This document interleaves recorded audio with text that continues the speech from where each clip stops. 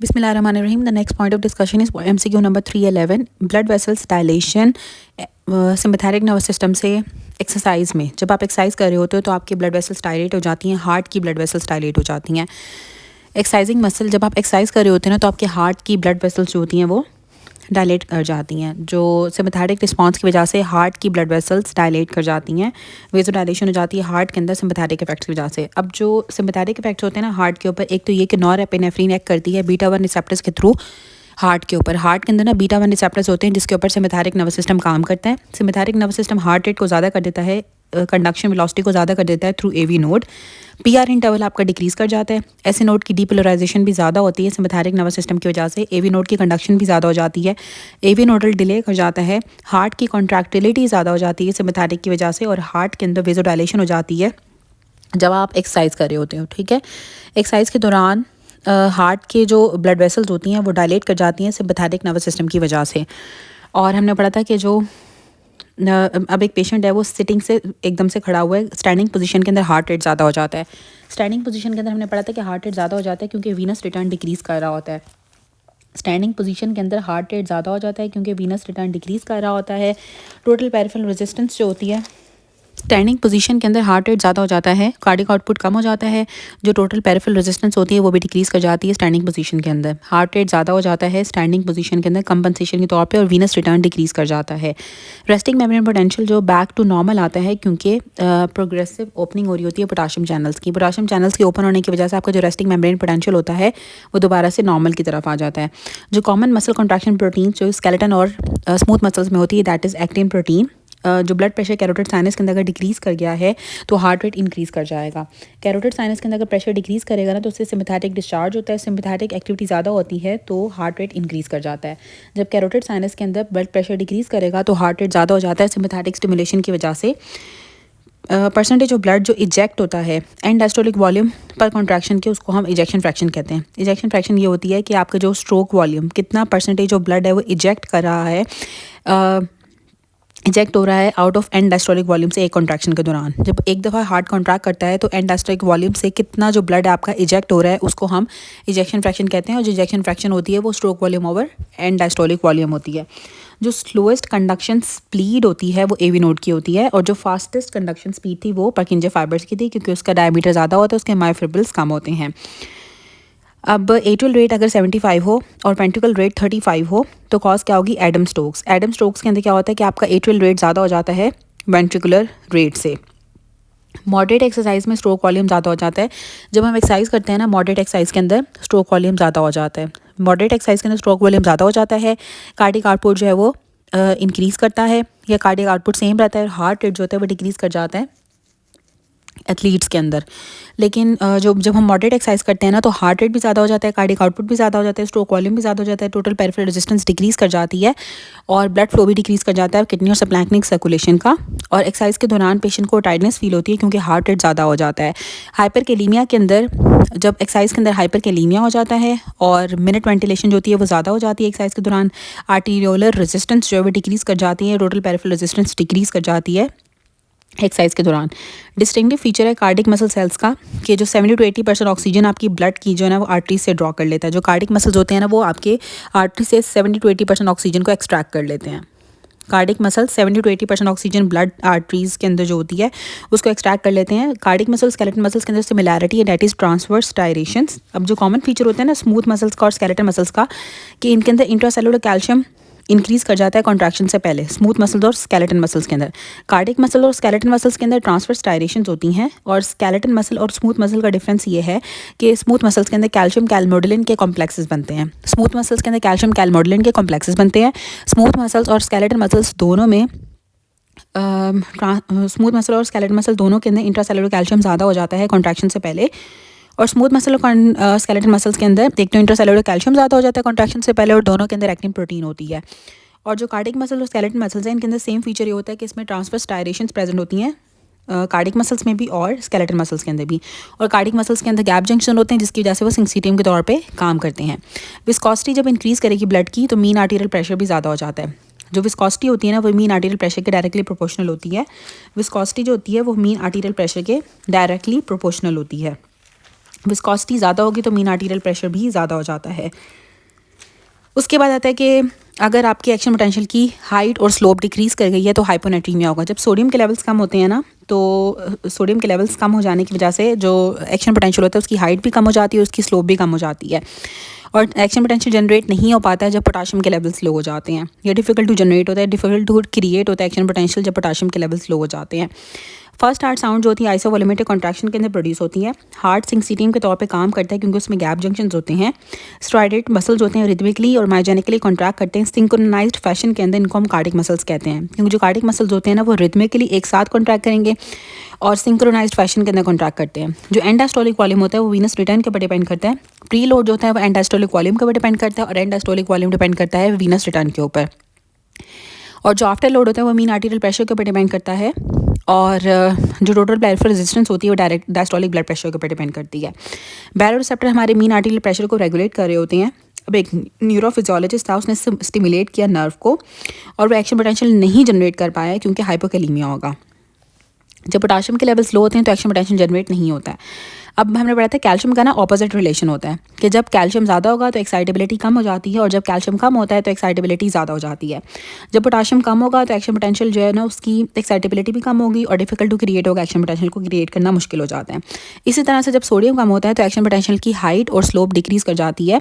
हाइपरकैलीमिया वाले पेशेंट्स के अंदर नर्व की जो एक्साइटेबिलिटी होती है रेस्टिंग मेम्ब्रेन पोटेंशियल पे ज़्यादा हो जाती है और जब सोडियम के लेवल ज़्यादा होते हैं तो एक्शन पोटेंशियल की हाइट भी ज़्यादा हो जाती है। गूज बम्प्स के अंदर इरेक्टर पिलाई मसल्स की कॉन्ट्रैक्शन होती है। अब हम रिवाइज कर लेते हैं कि जो ब्लड वेसल्स की डायलेशन होती है ना हार्ट के अंदर डायलेट कर जाती हैं ब्लड वेसल्स एक्सरसाइज के दौरान, ठीक है। एक्सरसाइज में आपके हार्ट की जो ब्लड वेसल्स होती हैं वो डायलेट कर जाती हैं सिम्पैथेटिक स्टिमुलेशन से। स्टैंडिंग पे हार्ट रेट ज़्यादा हो जाता है और रेस्टिंग मेम्ब्रेन पोटेंशियल को दोबारा से नॉर्मल लाने के लिए नॉर्मल हो जाता है क्योंकि आपके प्रोग्रेसिव ओपनिंग हो रही होती है पोटाशियम चैनल्स की। पोटाशियम चैनल्स की वजह से हमारे रेस्टिंग मेम्ब्रेन पोटेंशियल जो है वापस नॉर्मल की तरफ आ जाता है। एक मसल कॉन्ट्रैक्शन प्रोटीन जो कि स्मूथ मसल्स में भी होती है और स्केलेटन मसल में भी होती है, हम एक्टिन कहते हैं।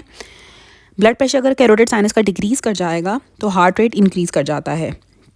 जो इजेक्शन फ्रैक्शन होती है ना ये शो करती है परसेंटेज ऑफ ब्लड जो इजेक्ट हो रहा है एंड डायस्टोलिक वॉल्यूम पर कॉन्ट्रैक्शन के, कि एक कॉन्ट्रैक्शन में जितना भी आपका एंड डायस्टोलिक वॉल्यूम था उसमें से कितना ब्लड इजेक्ट हो रहा है वो आपकी इजेक्शन फ्रैक्शन होती है। इजेक्शन फ्रैक्शन होती है stroke volume divided by and diastolic volume. Slowest conduction speed atrioventricular node की होती है। अगर एट्रियल रेट 75 और वेंट्रिकुलर रेट 35 हो तो कॉज होगी एडम स्ट्रोक्स। मॉडरेट एक्सरसाइज के अंदर स्ट्रोक वॉल्यूम ज़्यादा हो जाता है और कार्डिक आउटपुट भी ज़्यादा हो जाता है। मॉडरेट एक्सरसाइज के अंदर हार्ट रेट भी ज़्यादा हो जाता है। जो कार्डिक मसल्स होते हैं वो 70 to 80% ऑक्सीजन आर्टरी से लेते हैं। कार्डिक मसल और स्केलेटन मसल्स के अंदर ट्रांसवर्स टायरेशंस होती हैं। विस्कोसिटी जब इंक्रीज़ करती है ना ब्लड की तो मीन आर्टीरियल प्रेशर भी ज़्यादा हो जाता है। एक्शन पोटेंशियल की अगर हाइट और स्लोप डिक्रीज़ कर गई है तो पोटाशियम के लेवल्स लो होंगे। जो फर्स्ट हार्ट साउंड होती है वो आइसोवोल्यूमेट्रिक कॉन्ट्रैक्शन के अंदर हमें मिलती है और हार्ट सिंक्सीटियम के तौर पे एक्ट करता है क्योंकि उसके अंदर गैप जंक्शंस होते हैं। और जो स्ट्राइडेट मसल्स होते हैं वो रिदमिकली कॉन्ट्रैक्ट कर रहे हैं सिंक्रोनाइज फैशन के अंदर। ऐसे मसल्स होते हैं वो कार्डिक मसल्स होते हैं। एंड डायस्टोलिक वॉल्यूम जो होता है वीनस रिटर्न के ऊपर डिपेंड करता है और बैरोरिसेप्टर्स होते हैं वो मीन आर्टीरियल प्रेशर को मेंटेन कर रहे होते हैं। एक्शन पोटेंशियल जनरेट नहीं होता है जब पोटाशियम के लेवल्स लो हो जाते हैं। हाइपोकैलीमिया के अंदर एक्शन पोटेंशियल जनरेट नहीं होता है। गूज बम्प्स के अंदर इरेक्टर पिलाई मसल्स की कॉन्स्ट्रिक्शन होती है। नेक्स्ट 331 MCQ दिया हुआ है कि जब हार्ट आपका पार्शियली डीपोलराइज्ड होता है, हार्ट जब पार्शियली डीपोलराइज्ड होगा तो हमें ECG की वेव्स नज़र आती हैं। ECG के ऊपर वेव्स तब बनती हैं जब हार्ट पार्शियली डीपोलराइज्ड होता है। अब एक पेशेंट था उसकी नॉर्मल P वेव्स आ रही हैं और QRS कॉम्प्लेक्स उसका वाइड हो गया। हार्ट रेट 25 है तो पेस मेकर प्रकिंजे फाइबर्स के अंदर होगा। अब अगर तो हार्ट रेट SA नोट अगर तो पेस मेकर SA नोट के अंदर होगा तो हार्ट रेट 60 to 80 होता है। अगर AV नोट के अंदर होता है पेस मेकर तो 40 to 60 होगा और अगर प्रकिंजे फाइबर्स के अंदर पेस मेकर प्लेसमेंट हो तो 20 to 40 हार्ट रेट होता है। पेस मेकर अगर प्रकिंजे फाइबर्स के अंदर होगा तो 20 to 40 हार्ट रेट होगा। अगर AV नोट के अंदर होगा तो 40 to 60 होगा और SA नोट के अंदर 60 to 80 होता है।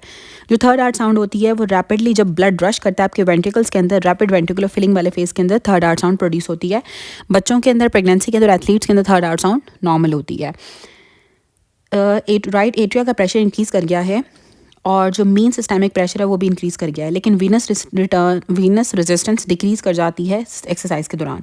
एक्सरसाइज में हमने पढ़ा था कि जो टोटल पेरिफेरल रेजिस्टेंस होती है वो डिक्रीज़ कर जाती है, जो आर्टीरियोलर रेजिस्टेंस होती है वो डिक्रीज़ कर जाती है, लेकिन आपके राइट एट्रिया का प्रेशर भी ज़्यादा हो जाता है एक्सरसाइज के अंदर और मीन सिस्टमिक जो प्रेशर होता है वो भी ज़्यादा हो जाता है। सोडियम पोटेशियम एटीपेस पंप जो था ना वो रेस्टिंग मेम्ब्रेन पोटेंशियल को एक मेंटेन करता है, और जब सोडियम पोटेशियम एटीपेस पंप की इनिबिशन होती है ना तो कैल्शियम इंट्रासेलुलर कैल्शियम ज़्यादा हो जाता है। नेक वेन्स होती है ना नॉर्मली डिस्टेंड नहीं करती हैं, ठीक है। जब ये डिस्टेंड करती हैं जब आपके राइट एट्रिया का प्रेशर अगर 8 से ज़्यादा हो जाएगा, अगर आपकी राइट एट्रियम का प्रेशर 8 से ज़्यादा हो जाता है ना तो फिर आपकी नेक वेन्स डिस्टेंड कर जाती हैं। नॉर्मली नेक वेन्स डिस्टेंड नहीं करती हैं, अगर तो राइट एट्रिया का प्रेशर 8 से ज़्यादा हो गया तो फिर नेक वेन्स डिस्टेंड करती हैं। सुप्रावेंट्रिकुलर टैकीकार्डिया के अंदर जो हम वेगल मैनोवर देते हैं, वेगल मैनोवर से क्या होता है, आपका पीआर इंटरवल इंक्रीज़ कर जाता है। एवी नोडल डिले जो है वो इंक्रीज़ कर जाएगा, पीआर इंटरवल जो है वो इंक्रीज़ कर जाता है जब हम वेगल मैनोवर्स देते हैं। वेगल देखो नाम से ही बता रहा है कि पैरासिम्पैथेटिक है, ठीक है। जो पैरासिम्पैथेटिक होगा ना उसने क्या करना है, आपके एवी नोडल डिले को इंक्रीज़ कर देना है, उसने पीआर इंटरवल को ज़्यादा कर देना होता है। वेगल मैनोवर हम इसलिए करते हैं सुप्रावेंट्रिकुलर टैकीकार्डिया के अंदर ताकि आपकी जो हार्ट की जो कंडक्शन है वो थोड़ी सी स्लो हो जाए और पीआर इंटरवल ज़्यादा हो जाता है। वीनस रिटर्न ज़्यादा हो जाता है जब वेगल टोन ज़्यादा होती है। जब वेगस टोन ज़्यादा होगी ना तो वीनस रिटर्न आपका ज़्यादा हो जाएगा। वेगल टोन वीनस रिटर्न को ज़्यादा कर देती है। पैरासिम्पैथेटिक स्टिमुलेशन से आपका जो वीनस रिटर्न होता है वो ज़्यादा हो जाता है। और जो बीटा एनर्जिक होती है ना उससे कार्डिक एक्सेलरेशन होती है, कार्डिक कॉन्ट्रैक्टिलिटी ज़्यादा हो जाती है। मतलब जो सिम्पैथेटिक स्टिमुलेशन होगी ना उससे क्या होगा कि आपकी जो कार्डिक एक्सेलरेशन हो जाती है, आपके जो हार्ट की कॉन्ट्रैक्टिलिटी होती है वो ज़्यादा हो जाती है। और जो पैरासिम्पैथेटिक होती है ना जिसमें आपकी वेगल मैनोवर्स आते हैं या फिर वेगल टोन जो होती है वो इंक्रीज़ कर जाती है और वीनस रिटर्न ज़्यादा हो जाएगा। पैरासिम्पैथेटिक क्या करता है, वीनस रिटर्न को ज़्यादा कर देता है, और जो सिम्पैथेटिक होगा ना वो वीनस रिटर्न को कम कर देगा और आपके हार्ट कार्डिक एक्सेलरेशन कराता है। और जो मायोजेनिक वैस्कुलर रिस्पांस होता है ना हाइपरटेंशन का, हाइपरटेंशन के अंदर वेसल्स की कॉन्स्ट्रिक्शन हो जाती है। जब ब्लड प्रेशर ज़्यादा होता है ना तो वेसल कॉन्स्ट्रिक्ट कर जाती हैं, ये रिफ्लेक्स वेजो कॉन्स्ट्रिक्शन होती है साथ ही ऑर्गन्स के अंदर, ताकि आप ऑर्गन के डैमेज को प्रिवेंट कर सको, ठीक है। ऑर्गन्स के डैमेज को प्रिवेंट करने के लिए जब हाई ब्लड प्रेशर होता है ना तो वेसल वॉल की कॉन्स्ट्रिक्शन हो जाती है, वेसल वॉल कॉन्स्ट्रिक्शन हो जाती है ताकि, और रिफ्लेक्स वेजो कॉन्स्ट्रिक्शन होती है, ठीक है। जब भी बीपी ज़्यादा होगा तो वेजो कॉन्स्ट्रिक्शन हो जाती है ताकि आप ऑर्गन के डैमेज को प्रिवेंट कर सको। वास्कुलर स्मूथ मसल जो होते हैं उनका जो मायोजेनिक रिस्पॉन्स होगा कि उनकी कॉन्ट्रैक्शन हो जाती है जब ब्लड प्रेशर ज़्यादा होता है। वास्कुलर स्मूथ मसल्स के अंदर मायोजेनिक रिस्पॉन्स ये आता है कि उनकी कॉन्ट्रैक्शन हो जाती है जब ब्लड प्रेशर ज़्यादा होता है। माइट्रल स्टीनोसिस वाला पेशेंट था, इरेगुलर पल्स आ रही है, कॉमन फाइंडिंग जेवीपी के ऊपर क्या होगी। माइट्रल स्टीनोसिस वाले पेशेंट्स के अंदर इरेगुलर पल्स का मतलब है कि उसको एफिब भी हो रहा है। माइट्रल स्टीनोसिस की वजह से एफिब भी हो जाता है। माइट्रल स्टीनोसिस और एफिब वाले पेशेंट्स के अंदर एविव एब्सेंट हो जाती है जेवीपी कर्व के ऊपर। Prominent prepotential SA node का होता है, एक पेशेंट है उसका 2 लीटर्स ब्लड लॉस हो गया तो उसकी वीनस स्टोन ज़्यादा हो जाएगी। वीनस स्टोन इसलिए ज़्यादा हो जाएगी, वीनस स्टोन जो होती है ना वो एक तो वीनस स्टोन ज़्यादा हो जाती है जब बहुत ज़्यादा ब्लड लॉस होता है। नाउ हम रिवाइज कर लेते हैं कि ईसीजी जब पार्शियली डिपोलराइज्ड स्टेट में होता है हार्ट तो ईसीजी को हम रिकॉर्ड करते हैं। अगर तो हार्ट रेट 25 है तो पेसमेकर परकिंजे फाइबर्स के अंदर होगा, और अगर हार्ट रेट 40 से 60 के दरमियान में है तो एवी नोट के अंदर पेसमेकर होगा, और अगर एसए नोट के अंदर पेसमेकर होगा तो 60 to 80 हार्ट रेट होता है। थर्ड हार्ट साउंड में रैपिड वेंट्रिकुलर फिलिंग या फिर रशिंग ऑफ ब्लड जब रैपिडली वेंट्रिकल्स के अंदर होती है तो थर्ड हार्ट साउंड प्रोड्यूस होती है। एक्सरसाइज में राइट एट्रियम का प्रेशर ज़्यादा हो जाता है, मीन सिस्टमिक फिलिंग प्रेशर भी ज़्यादा हो जाता है, और वीनस रेजिस्टेंस जो है डिक्रीज़ कर जाती है। सोडियम पोटेशियम एटीपेस पंप की इनहिबिशन की वजह से इंट्रासेलुलर कैल्शियम ज़्यादा हो जाता है। राइट एट्रियम का प्रेशर जब 8 मिलीमीटर ऑफ मर्क्यूरी से ज़्यादा होगा तो नेक वेन्स एंगॉर्ज्ड हो जाती हैं, नेक वेन्स डिस्टेंड कर जाती हैं। सुप्रावेंट्रिकुलर टैकीकार्डिया के अंदर जब हम वेगल मैनोवर देते हैं तो जो पीआर इंटरवल होता है वो इंक्रीज़ कर जाता है, वीनस रिटर्न इंक्रीज़ कर जाती है जब आपकी वेगल टोन ज़्यादा होगी। वेगल टोन इंक्रीज़ होने की वजह से वीनस रिटर्न ज़्यादा हो जाता है। पैरासिम्पैथेटिक इफेक्ट्स होते हैं कि वीनस रिटर्न ज़्यादा हो जाएगा। बीटा एनर्जी कार्डिक एक्सेलरेशन कराते हैं। हाइपरटेंशन के अंदर वेजो कंस्ट्रिक्शन होती है। वास्कुलर स्मूथ मसल्स कॉन्ट्रैक्ट कर जाते हैं जब आपका ब्लड प्रेशर ज़्यादा होता है। माइट्रल स्टीनोसिस हो, इरेगुलर पल्स हो तो जेवीपी के ऊपर ए वेव जो होती है वो एब्सेंट हो जाती है। और prominent prepotential SA node का होता है, एक पेशेंट है उसका 2 लीटर्स ब्लड लॉस हो गया तो 2 लीटर्स ब्लड लॉस हुआ होगा तो उसमें वीनस स्टोन ज़्यादा हो जाती है। ब्लड लॉस के अंदर वीनस स्टोन ज़्यादा हो जाती है। वेट शिप कैथेटर को जब हम पास करते हैं तो प्रेशर 5 मिलीमीटर मर्क्यूरी इंक्रीज़ कर जाता है क्योंकि एएनपी के लेवल ज़्यादा होते हैं। एएनपी ज़्यादा होगा तो प्रेशर भी इंक्रीज़ कर जाता है। एएनपी की ज़्यादा होने की वजह से प्रेशर ज़्यादा हो जाता है। जो मैक्सिमम एओर्टिक प्रेशर होता है वो रिड्यूस इजेक्शन फेज़ के अंदर या फिर रैपिड इजेक्शन फेज़ के अंदर मैक्सिमम एओर्टिक प्रेशर होता है। एओर्टिक वाल्व ओपन हो जाता है जब रैपिड इजेक्शन फेज़ होता है। एओर्टिक वाल्व भी ओपन हो जाता है क्योंकि एओर्टिक वाल्व के अंदर एओर्टिक वाल्व भी ओपन हो जाता है जब रैपिड इजेक्शन फेज़ होगा, और रैपिड इजेक्शन फेज़ के अंदर जो मैक्सिमम एओर्टा का प्रेशर भी होता है। और जो मैक्सिमम वेंट्रिकुलर प्रेशर होता है वो रैपिड इजेक्शन के अंदर होता है क्योंकि जब वेंट्रिकल्स ने इजेक्ट करना है तो उनके अंदर प्रेशर सबसे ज़्यादा होगा, और जब वेंट्रिकल्स ने फिल होना होता है तो उनके अंदर प्रेशर सबसे कम होता है। मिनिमम प्रेशर होता है रैपिड फिलिंग के अंदर। मीन आर्टेरियल प्रेशर आपका इंक्रीज़ कर जाता है। मीन आर्टेरियल प्रेशर होता है आपका cardiac output into total peripheral resistance. तो जब मीन आर्टेरियल प्रेशर ज़्यादा होगा तो टोटल पेरिफेरल रेजिस्टेंस भी ज़्यादा हो जाती है। वेंट्रिकल्स की इंपल्सेस डायरेक्टली रिसीव करते हैं इंपल्सेस को परकिंजे फाइबर से। जो नॉर्मल बीट एक्स्ट्रा सिस्टोली के बाद आती है ना, उसमें पल्स प्रेशर ज़्यादा हो जाता है और स्ट्रोक वॉल्यूम भी ज़्यादा हो जाएगा। हमने पढ़ा था कि जो पल्स प्रेशर होता है ना, वो डायरेक्टली प्रोपोर्शनल होता है स्ट्रोक वॉल्यूम के। तो जब पल्स प्रेशर ज़्यादा होगा तो स्ट्रोक वॉल्यूम भी ज़्यादा हो जाएगा। अगर तो सिंपल एक्स्ट्रा सिस्टोली है ना, तो उसके अंदर पल्स प्रेशर जो है वो डिक्रीज़ कर रहा होता है और स्ट्रोक वॉल्यूम भी अल्टीमेटली डिक्रीज़ कर जाएगा। लेकिन अगर आपकी एक्स्ट्रा सिस्टोली के बाद एक नॉर्मल बीट आ गई हो ना, तो पल्स प्रेशर ज़्यादा हो जाता है और साथ इसमें स्ट्रोक वॉल्यूम भी ज़्यादा हो जाएगा। फियर और शॉक की स्टेट के अंदर सिम्पैथो एड्रीनल डिस्चार्ज होता है। एओर्टिक वाल्व ओपन हो जाता है रैपिड इजेक्शन फेज के अंदर, जब आपके एओर्टा के अंदर प्रेशर भी मैक्सिमम होता है। मैक्सिमम होता है एओर्टा के अंदर प्रेशर एओर्टिक वाल्व जब ओपन होगा। उसके बाद जो एक पेशेंट है, फाइनल ईयर का स्टूडेंट था, वो उसने पहली दफ़ा सर्जरी देखी, वो कोलैप्स हो गया क्योंकि उसकी पेरिफेरल रेजिस्टेंस डिक्रीज़ कर गई थी, जिसकी वजह से वो कोलैप्स हो गया। कंप्लीट वेंट्रिकुलर की डीपोलराइजेशन एसटी सेगमेंट से शो होती है। ग्लूकागोन और एपिनेफ्रीन के सेम इफेक्ट्स होते हैं हार्ट के ऊपर। एट्रियल स्ट्रेच की वजह से हार्ट रेट ज़्यादा हो जाता है, इसे हम कहते हैं brain bridge reflex. Brain bridge reflex में यही होता है कि जब आपके एट्रिया स्ट्रेच करते हैं ना, तो हार्ट रेट ज़्यादा हो जाता है, टेकीकार्डिया हो जाता है। Third heart sound rapid ventricles की फिलिंग के अंदर प्रोड्यूस होती है और ये एथलीट्स के अंदर और प्रेगनेंसी और बच्चों के अंदर ये नॉर्मल होती है।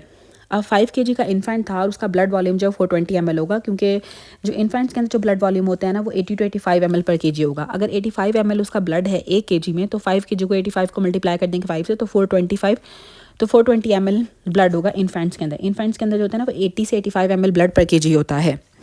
जो नॉर्मल सेरिब्रल ब्लड फ्लो होता है ना, वो 750 ml पर मिनट होता है। ब्रेन जो होता है ना, वो 20% हमारी टोटल बॉडी ऑक्सीजन को कंज्यूम करता है। ब्रेन ने हमारी 20% ऑक्सीजन को कंज्यूम करना होता है।